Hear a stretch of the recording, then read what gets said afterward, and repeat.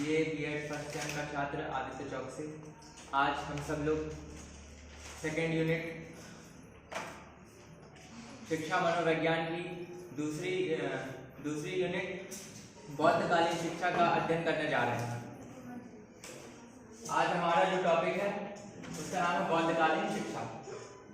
अब हम देखते हैं बौद्धकालीन शिक्षा में क्या क्या चीजें हैं। तो इस शिक्षा में पहला तो सर्वांगीण विकास किया गया है।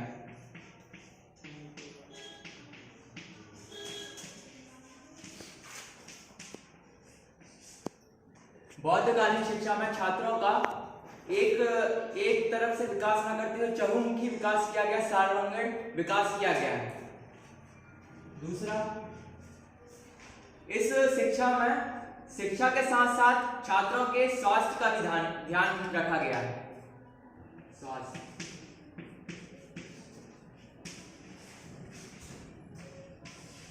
तीसरा, इस शिक्षा की जो महत्वपूर्ण बात है कि मानसिक, शारीरिक और बौद्धिक विकास तीनों एक साथ किए गए हैं।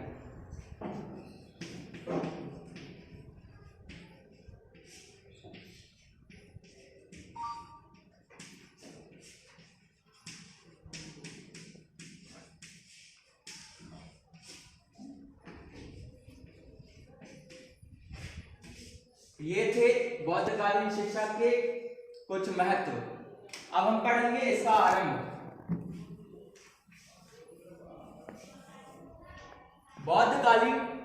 बौद्धकालीन शिक्षा का आरंभ आज से लगभग 2500 साल पहले हुआ।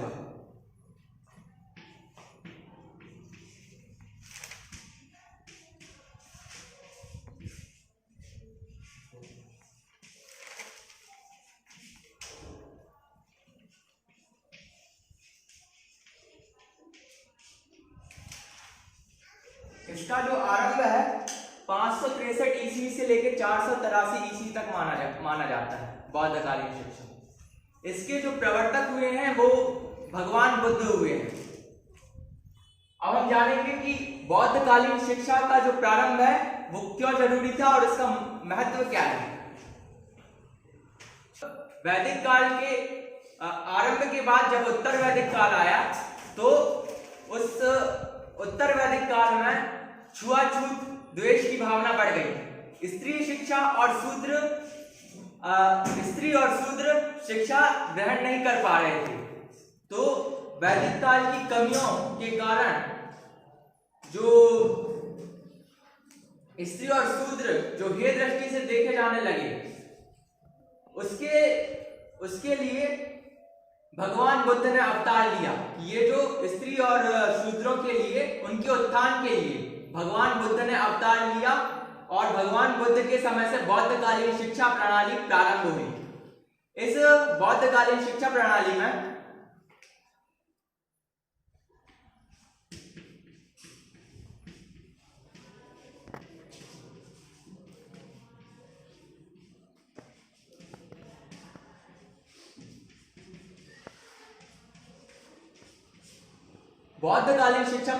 स्त्रियों तथा शूद्रों को भी समान रूप से शिक्षा दी जाने लगी।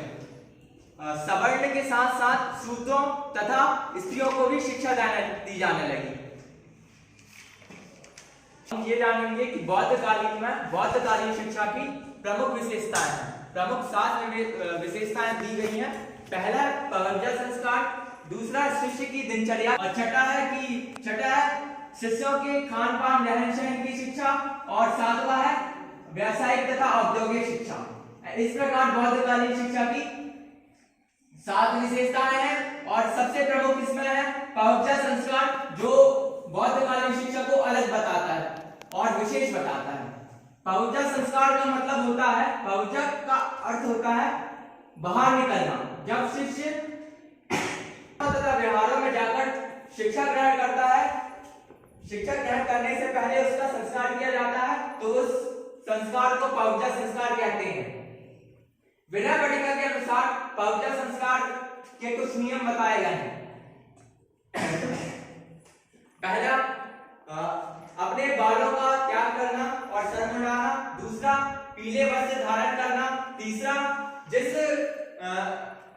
जिस भिक्षु तथा संत से शिक्षा प्राप्त कर रहे हैं उसके चरण को अपने मस्तक से स्पर्श करना और पालथी मोड़कर शिक्षा को ग्रहण करना। इस शिक्षा को ग्रहण करने से पहले 3 शपथ ली जाती थी, छात्र को 3 शपथ दी जाती थी। पहला है बुद्धं शरणं गच्छामि, धम्मं शरणं गच्छामि, संघं शरणं गच्छामि। इसका अर्थ होता है बुद्ध की शरण में जाओ, धर्म की शरण में जाओ और संघ यानी मठों तथा विहारों में जाकर साधना करो। ये प्रवचन संस्कार है। इसका नहीं करना, अशुद्ध आचरण नहीं करना, मादक द्रव्यों का सेवन नहीं करना, श्रृंगार नहीं करना, बहुमूल्य वस्तुओं को लेना वर्जित है, बिना मांगे किसी चीज को ग्रहण करना वर्जित है, इत्यादि। धन्यवाद। ठीक है, इसी के साथ मैं अपना